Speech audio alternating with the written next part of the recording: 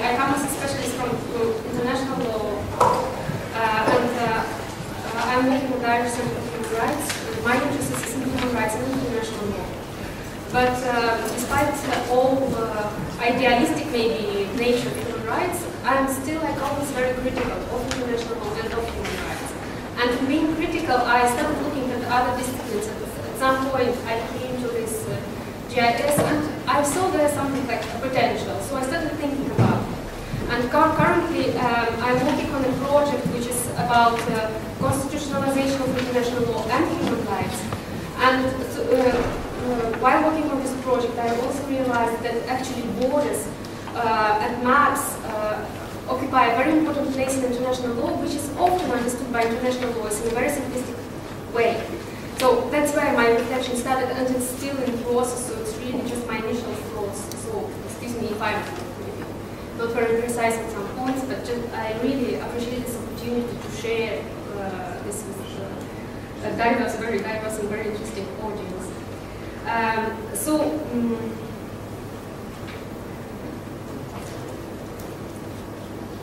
Which one? The book on the right hand side.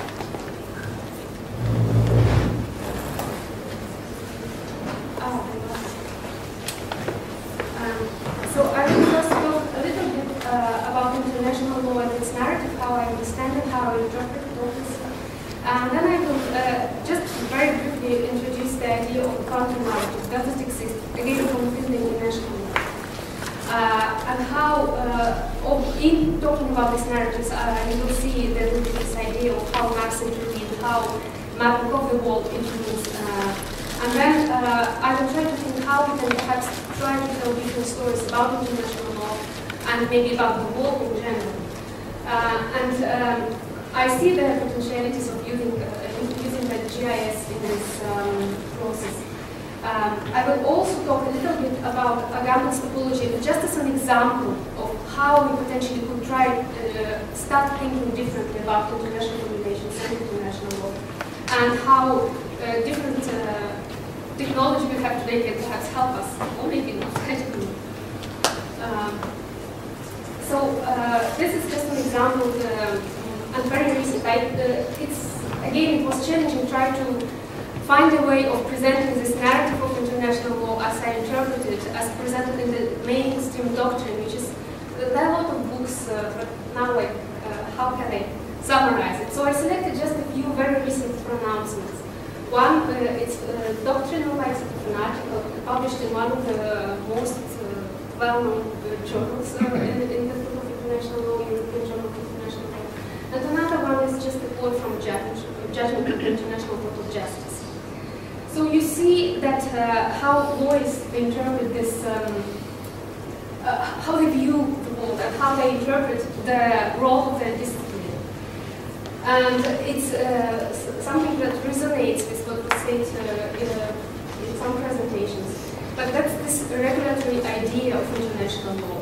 And how do they regulate? How does international law regulate the chaos which exists in the world?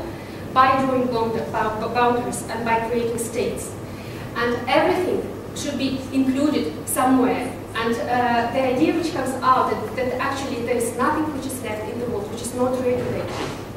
So that's how lawyers view the world and how they also interpret the role of the international law, imposition of the order on the chaos, which is the true function of international law. And then you see in how this is linked, like sovereignty and state are the central notions of international law. How do you define, create state? Obviously, again, through territory. So territory is really central to the international law, to the idea of how international law interprets our existence in the world. And this territory and sovereignty are conceived as stable and certain. So that's central again to international law to achieve this certainty and stability. And there are various techniques in international law that introduce this stability, which are linked to the way they interpret the notion of territory and boundaries. And actually, in the if you look at the cases there are a lot of cases in the jurisprudence of the International Court of Justice about territorial delimitation, about drawing boundaries. And they will use a lot of maps. And actually, if you look through the history of international law, geographers and people who draw maps, cartographers also contribute to the law, to the drawing of these boundaries. And in the annexes to judgments of the International Court of Justice, you find a huge amount of maps. But until today, this vision of the world and the vision of the way maps are used is very traditional. It's very like sort of 19th century, I would say. So I think it's important to try to look differently at this, the way maps are used in international law. And just to mention, maybe again to illustrate how international law views boundaries and territory, one of the central principles when we talk about boundaries in international law is iudice possidetis iuris principle, which means that for states who emerged from colonization, they cannot challenge the boundaries, even though these boundaries are very unjust and were drawn by colonial powers during colonization as administrative boundaries between different regions, which they were under this or that colonial power. Now these different regions become independent states, but they cannot challenge these boundaries. So it's central principle in any dispute about boundaries. African states, for example, or other states emerged after colonization cannot challenge these boundaries, despite the arbitrariness and injustice which is imposed. And then this history of injustice is also preserved. So there are no ways of trying to address these injustices. So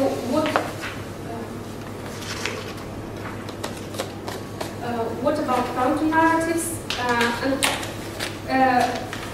It's not possible to have this full picture of what is going on in international law, and there are some new, very recent doctrine which emerges, which tries to be more engaging, more critical, but it's still very rudimentary and very limited. And one of these counter-narratives, it's again from the same volume of the European Journal of International Law, which is very dominates the thinking of international law, is the idea of globalization and geography of statehood. What the person is saying, geography of statehood becomes less important as people, goods, services, and funds flow across borders. And you see that he took as a title of his article then geography. And again, to my, like, I'm trying to read about geography and so on, but to me it illustrates also the very limited understanding of geography from the part of international laws. Even this counter-narrative about globalization is itself very limited in its understanding of relationships and possibilities which exist in other disciplines and in other fields, in understanding and trying to interpret our existence maybe. Another very interesting idea which emerges today in international law is this idea of virtual space. Because space in which we live is not only the space which we map a territory its own, but it's also a virtual space. And the case that triggered this thinking, and we started in international law discussing it more, is the case of digital surveillance of some politicians and so on. So like, and especially US also practices. So how does law regulate this virtual space? Because we know how we, as lawyers, how we achieve an order in this space which we can map, the physical space, but what we do with virtual space. So this is still a work in progress, but usually they will always try to attach this virtual space to territories of particular states, because states are subjects of international law, and you need always the state there somewhere. So despite the fact that they seem to be, this discourses seem to be constituted as counter-narratives to the traditional vision of public international law, what they don't ask, and that's where questions start, like if they talk about people, goods, services, and funds that flow across borders, they don't ask who precisely and how flows. Like if we think about people, of course everybody can cross borders in some way, but then, for example, people who don't have access to visas and so on and try to enter Europe without proper documentation, they flow in the form of dead bodies into Europe.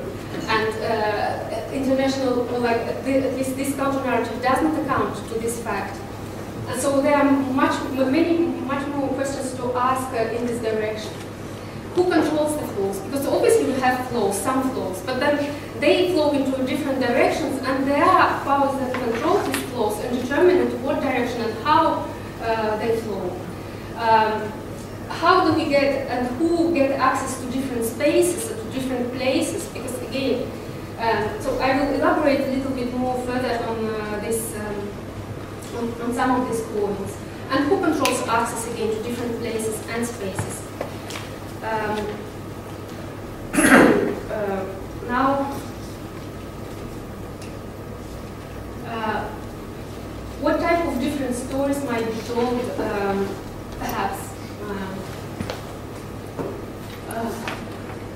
What is very important, and this is something that international lawyers start to realize, but again, there are some limitations on this. It's important to understand how spatial arrangements of international law are implicated in the construction of power, and get away from this very simplistic horizontal and linear representation of state-based spatial arrangements. So it's always, when we look at how international law represents the world and the states, it's always very like sort of flat surface across which different lines are drawn.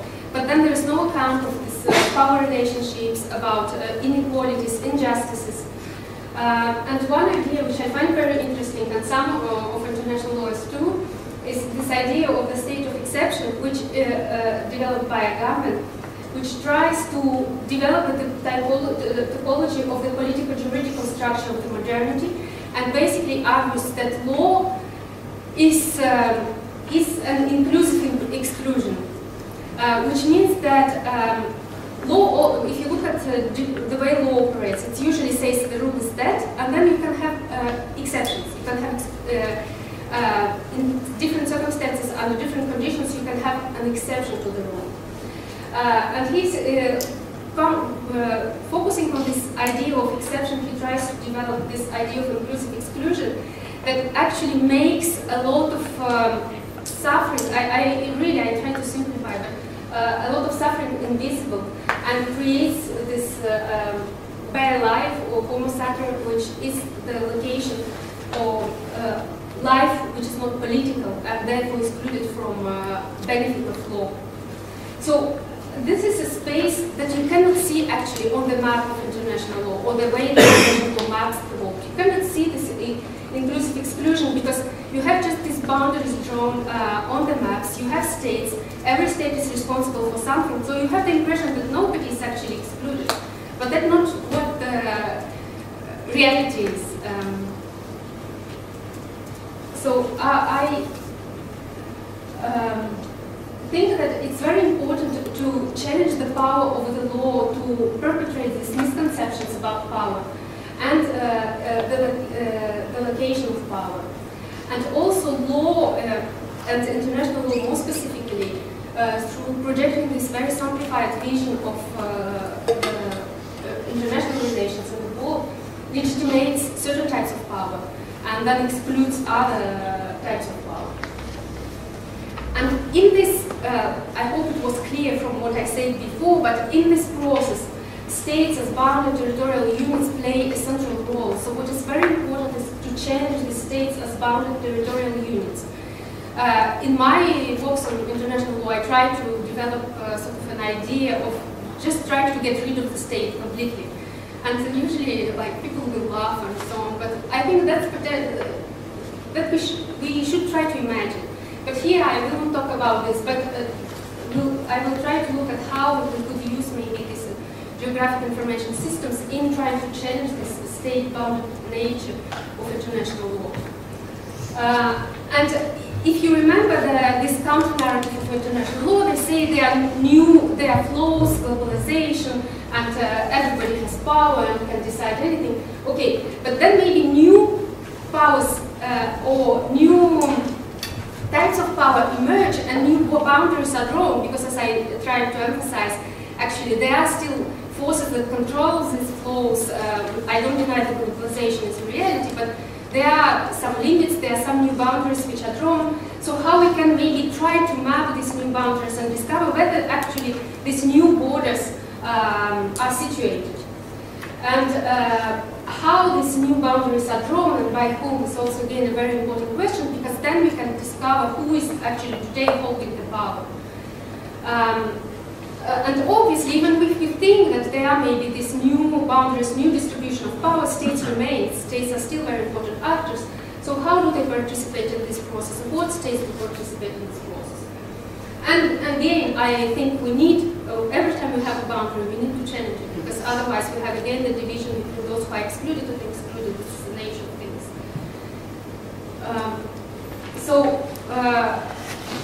I don't remember, I tried to remember how I came across geographic information systems, but I couldn't. But when I came across, I found it very interesting as an idea, because what you have here, and that was very clear in the presentation, which was just given at the end of the last session, it opens up the possibility for participatory bottom-up approach. It's individual focus, it's not state focus, so we go away from this talk about states and big ideas and big powers. There are possibilities for open source software and so on that allow access to this technology. And then GIS can also capture this spatial-temporal dimension. So it's not only about territory, space, borders, but also about how it develops through time. But they have a limitation, and that's just one snapshot of one of these GIS exercises. I don't remember where I took it from. But when you look at this and you start locating yourself on the map, what do you see here first? States and borders. And that's what it's disturbing to me, the first limitation. Because by using this image at the entry to the GIS, you impose this vision of the world as divided by borders and as being naturally a state-centered world. So imagine what could be, like many people would say, like what is the alternative? The alternative is to have like just maybe a map where you have cities without borders, where you have maybe just a natural environment. So people, imagine how differently we could start thinking if we orient ourselves on the map using, for example, rivers or mountains or whatever. And then, again, this can maybe help us thinking more efficiently about ecology and all other different problems. So that's the first thing. The second limitation here, I look at this map, is that where are these accounts that are collected on the map? And you will see that the majority of them are situated in wealthier states. So still, we see that the problem with technology remains, so it's still access to this technology remains conditioned by other ways the power is distributed. When I talk about limitations, it's how do you locate these places and spaces on the map, or what do you need to participate? So it's about resources and who participates in the exercise. So, because I have almost no time, but there are some ideas in the geography which is about like how geography can be conservative, but because of this link between geography and international law that I tried to show at the beginning, geography maybe has a potentiality that is not present in international law to help change all these power structures. I think GIS can help to introduce this historical memory, as we saw just in the example of the Belgrade, and this help us to get outside of this vision of the world as an organic series of objects where no outside exists. Try to map this inclusive exclusion and the outside of states. Also, again, geography to some extent and international law also creates a separation between state and nation. Geometrical spaces on the map and human passion and desire, physical and human geography. So again, we saw with the examples in the previous session how all this can be actually mixed and blurred together. And again, return to individuals, to unclassifiable, and not again try to put everything in boxes and different categories. I think that's all I wanted to share with you. And and thank you very much. And it's actually a project which is still developing, so any ideas, any thoughts are very welcome.